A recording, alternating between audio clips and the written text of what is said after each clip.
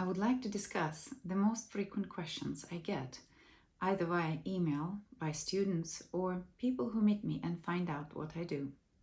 I am Dr. Iya Whiteley, Space Psychologist and Director for Centre for Space Medicine at UCL, University College London, over 10 years now. And my work entails working with astronauts, designing training and also equipment or tools to support their well-being in long-duration missions. So what is it, the 4 essential steps that might be useful for you to have? First of all, I think it is important to get in the headspace of people who are working in safety and time-critical environments, in order to understand how they think, what they put themselves through, and also then how do you able to support them. And these decision-making processes that have consequences that people have to live with is what I wish you experience on your path becoming a space psychologist.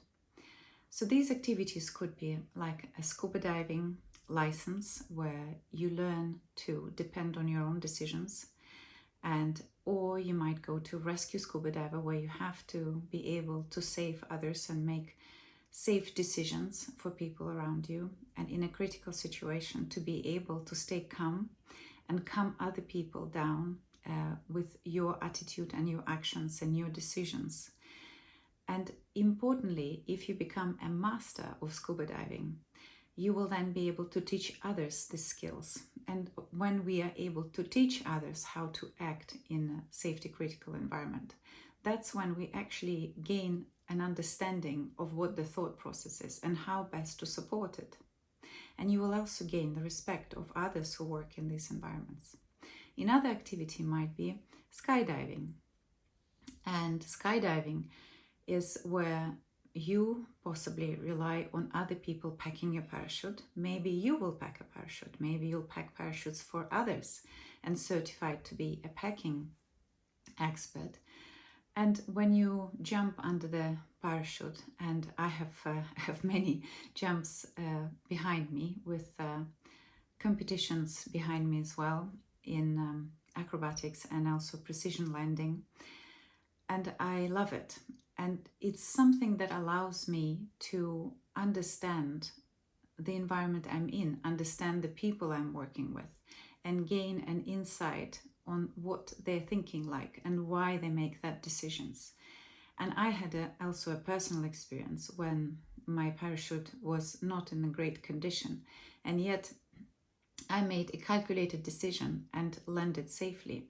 However, I had to stand by that decision, because you cannot change that decision at a later point, because your second backup parachute just will not open if you're below a certain height. So this is something that you put yourself in the situation in order to experience and understand that thinking. You may wish not to do that, but I suggest finding something where perhaps you go through a survival course in the wild, or go mountaineering for extended period of time. And also maybe learn to fly, or take a lesson, a trial lesson in a helicopter or a small private plane. All of these activities will prepare you to understand how to read the situation, how to read the environment, what kind of things you have to plan for, how do you read other people around you, how do you pick up problems, and how do you follow procedures in order not to be able making a mistake that will be critical. And also it allows you to listen to others and follow others, because becoming an astronaut, it doesn't mean that you are always in command. It means that you, even as a commander, would listen to your team, because having more eyes, more perceptual senses, more knowledge, more background will make you a much better leader. So sometimes you have to be a follower in order to be a leader. This is number 1. Number 2, I suggest that you follow clinical psychology path. And although there are a number of options for psychology degree that may lead to be working with astronauts, but clinical psychology gives you the widest breadth And when I was choosing my career, I was fortunate to meet my advisor, who have helped me to be able to consider of why choosing a clinical psychology. And the three good reasons to do that is that, one, you learn how to test people for their ability and now several types of intelligence. You are able to counsel, and you are also able to spot disorders. So if you ever wanted to work in the selection, you would be able to understand those activities that are required in order to observe and select people using psychometric measures and also gaining on observational skills. Psychologists are trained to be good observers of behavior and the state the person comes in. And the third point I suggest is that you work with people who are working in these environments in some way. You may be designing for them. So my experience also has where I worked with pilots and also design equipment for pilots, and I was able to understand what their needs are. And that gives you an insight of who you will need to support in the future, because these professions are the ones that go through to become astronauts.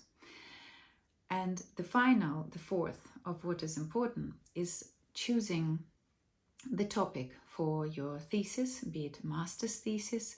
And I, of course, advise you to go for a PhD, because this is required in order to be having the skills of a researcher and observer, which you will need to do all the time. And running studies and running campaigns is important, having independent research skills.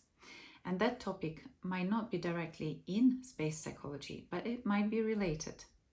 And I shall record another video to cover that. So 4 essential steps is having the experience, personal experience of being or learning or having skills, certified skills in safety critical and time critical environments.